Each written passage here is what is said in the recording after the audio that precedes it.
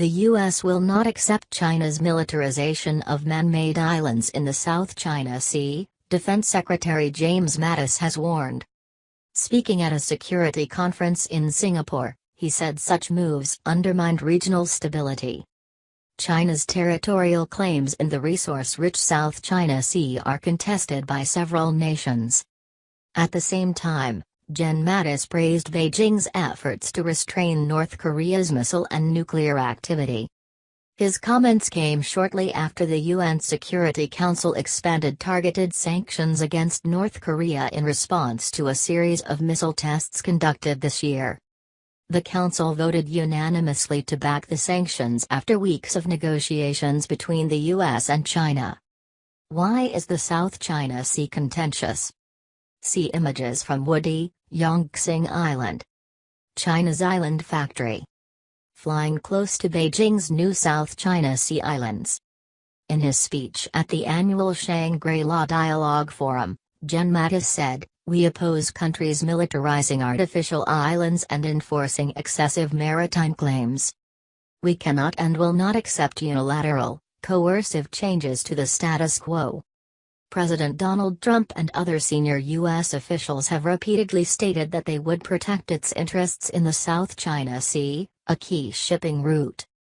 During his nomination hearing earlier this year, Secretary of State Rex Tillerson warned that the U.S. was going to have to send China a clear signal that first the island building stops, and second your access to those islands also is not going to be allowed.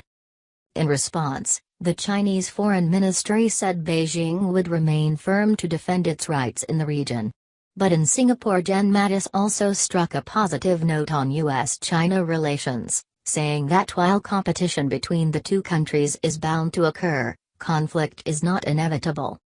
The biggest question amongst Asian delegates attending the forum has been how much of a role the U.S. will continue to play in this increasingly tense region, the BBC's Karishma Vaswani in Singapore reports. She adds that Gen Mattis sought to reassure his peers that the U.S. was not turning its back on Asia. Land break. What is the South China Sea dispute?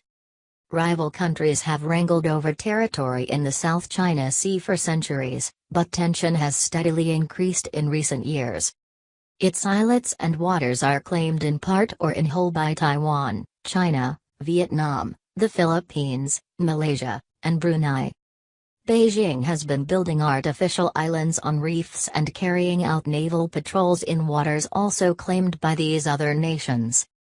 Although the previous U.S. administration of Barack Obama insisted it was neutral, it spoke out strongly against the island building and sought to build ties with, and among, the Southeast Asian nations whose claims overlap those of China.